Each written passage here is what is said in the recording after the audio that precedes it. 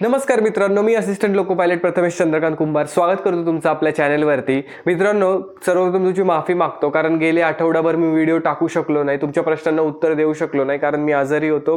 त्यामुळे मला ते करता आलं नाही. मला याच्यामध्ये खूप जणांचे मेसेज होते की दादा CBT 1चा ALPचा जो CBT 1 झाला त्याचा रिझल्ट कधी येणार, CBT 2चा पेपर कधी होणार, या संबंधी आज आपण या व्हिडिओमध्ये पूर्ण बघणार आहोत. आणि मी तुम्हाला हे पण सांगेल की आत्ता जे राहिलेले दिवस आहेत त्याच्यामध्ये तुम्ही अभ्यास कसा केला पाहिजे जेणेकरून तुमचा स्कोर इम्प्रूव्ह होईल. तर मित्रांनो, सुरू करूया. मित्रांनो, सर्वप्रथम तुम्ही लक्षात घ्या की ALP CBT 1चा रिझल्ट हा म्हणजे कारण NTPCचा रिझल्ट सुद्धा लागला, सेक्शन कंट्रोलरचा सुद्धा रिझल्ट लागला. ALPचा CBT 1चा रिझल्ट हा ह्या वीकमध्ये कधी पण लागू शकतो.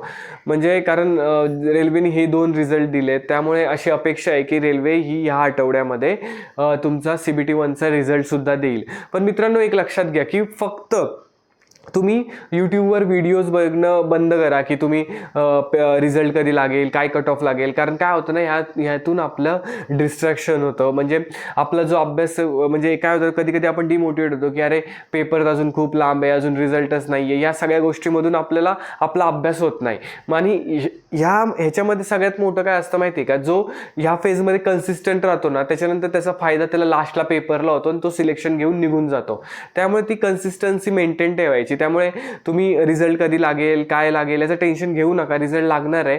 तुम्ही फक्त पुढचा म्हणजे आपल्याला CBT 1 झाली तर CBT 2 झाली तर CBT 2 मध्ये आपण 90 मार्क्स आपल्याला येतात आहे का, 90पेक्षा जास्त मार्क्स कसे घेऊ शकतो याच्याकडे तुम्हाला लक्ष दिलं पाहिजे. का मित्रांनो, मी यासाठी म्हणतोय की आता बघा, कारण आता कसं होईल माहिती का, 2 दिवसात तुमचा रिझल्ट सुद्धा लागेल. मी असं समजतोय की माफ करा, समजा 2 दिवसात तुमचं हे लागेल आन्सर, काय म्हणतात, CBT 2ची डेट येईल, ठीक आहे. पण 2 दिवसांनी, त्याच्या 2 दिवसांनी नंतर तुमचा रिझल्ट लागेल. कारण मागच्या वेळेस सेम तसंच झालेलं, 2019ला सुद्धा तेच झालेलं की तुमच्या रिझल्टच्या अगोदर तुमची एक्झाम डेट आलेली CBT 2ची. त्यामुळे तुम्हाला जास्त वेळ देत नाही. तुम्हाला जास्तीत जास्त 1 महिना मिळतो. 30 दिवसांपेक्षा जास्त वेळ तुम्हाला मिळणार नाही आहे. त्यामुळे तुम्हाला सांगतोय की तुम्ही कंटिन्यू अभ्यास चालू ठेवा. किती कट ऑफ लागेल याची काही काळजी करू नका. मी तुम्हाला सांगितलंय, तुम्हाला 40 ते 45 या रेंजमध्ये जर का तुमचे मार्क्स येत असतील तर तुम्ही बिनधास्त CBT 2ची तयारी करा. आणि CBT 2चा अभ्यास करताना आता मित्रांनो तुमच्याकडे फक्त 30 दिवस राहिलेत, बरोबर. तर तुम्ही त्या 30 दिवसांमध्ये तुम्ही आता वेळ वायाला घालू नका. तुमच्या अंगामध्ये जेवढी शक्ती आहे, जेवढा तुम्हाला जोर लावता येतो, कारण ह्याच दिवसामध्ये तुमचं मेरिट बनणार आहे. तिथून तुम्ही क्लिअर, म्हणजे हीच 30 दिवस तुमचं आयुष्य बदलू शकतात. त्यामुळे तुम्हाला जिथे जोर लावता येतील, दिवसातील 12-12, 15-15 तास जेवढा अभ्यास करता येतील तेवढं करा. मित्रांनो, मला एक किस्सा सांगायचा आहे. मला काल एक फोन आलेला, परवा मला एक फोन आलेला की तो त्याचा 16 ते 17 तास तो अभ्यास करतोय. विचार करा, त्याचा स्कोर हा 76, मला म्हटलं 76 ते 80 मध्ये येतोय माझा स्कोर दादा CBT 2चा. मी म्हटलं त्याला खूप चांगलं आहे. कारण मित्रांनो, विचार करा, तो मुलगा 16 ते 17 तास कन्सिस्टंट अभ्यास करतोय. इवन 16-17 तास जरी करत नसेल, जरी 10-12 तास जरी केला तरी तो खूप सफिशियंट आहे. मी तुम्हाला सांगतो, जेवढी तुमच्यामध्ये जोर लावायचा आहे तेवढा जोर लावा. आणि बघा, मी तुम्हाला त्याच्यामध्ये एक सगळ्यात महत्त्वाची टिप देतो की तुम्ही आता ह्या 30 दिवसांमध्ये मॉक टेस्टवर जोर द्या. तुम्हाला दर 2 दिवसाला एक मॉक टेस्ट दिली पाहिजे. आणि त्या मॉक टेस्टची फक्त देऊ नका, त्याची ॲनालिसिस करा. ती मॉक टेस्ट, मी तुम्हाला सांगतो की टेक्स्टबुक नावाचं ॲप्लिकेशन आहे, तुम्हाला सगळ्यांना माहिती आहे. मी पहिल्यापासून सांगत आलोय की तुम्ही टेक्स्टबुकवर मॉक टेस्ट द्या. जर का तुमच्याकडे पास तुम्ही घेतला नसेल अजून सुद्धा, तर माझ्या डिस्क्रिप्शनमध्ये लिंक आहे. आपला कोड मराठी आहे, तो वापरा. तुम्हाला काही % ऑफ मिळेल, त्याच्यातून तुम्ही घ्या.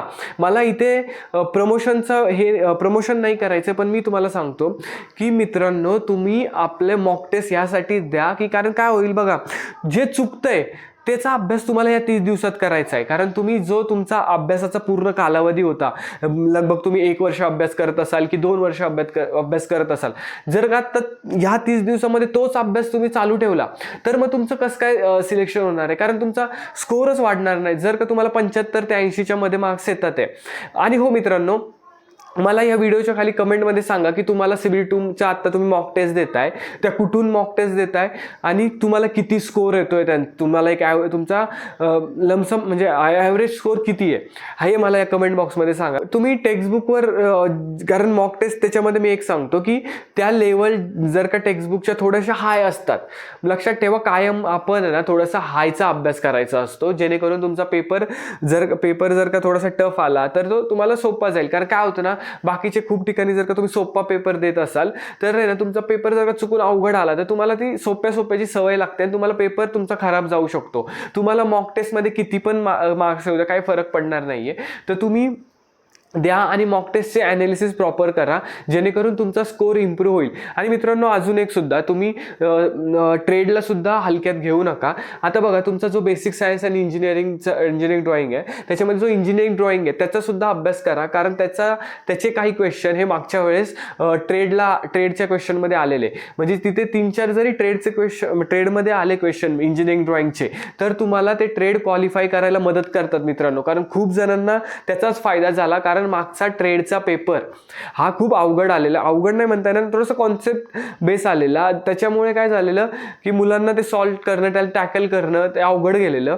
आणि त्याच वेळेस असं झालं की इंजिनिअरिंग ड्रॉइंगचे 3-4 क्वेश्चन तिकडे टाकलेले आहेत. त्याच्यामुळे फायदा असा झाला की तुम्ही ते कट ऑफ क्लिअर करू शकला.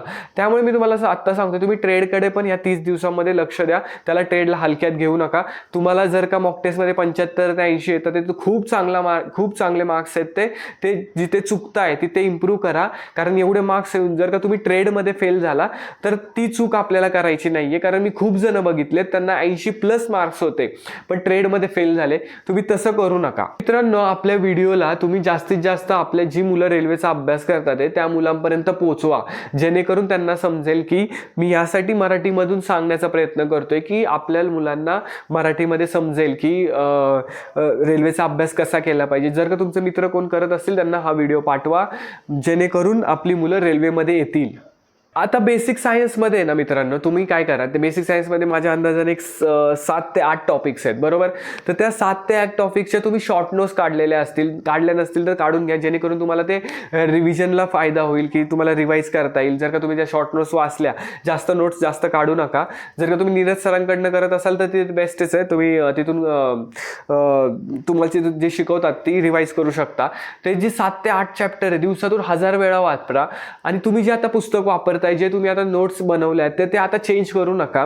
त्याच कंटिन्यू 1000 वेळा जेवढ्या वेळा वाचता येतील त्या जास्त रिवाईज करत जावा, जेणेकरून तुम्हाला त्या लक्षात राहतील. कारण काय होईल, जर का तुम्ही आता पुस्तक चेंज केलं तर ते खूप अवघड जातं.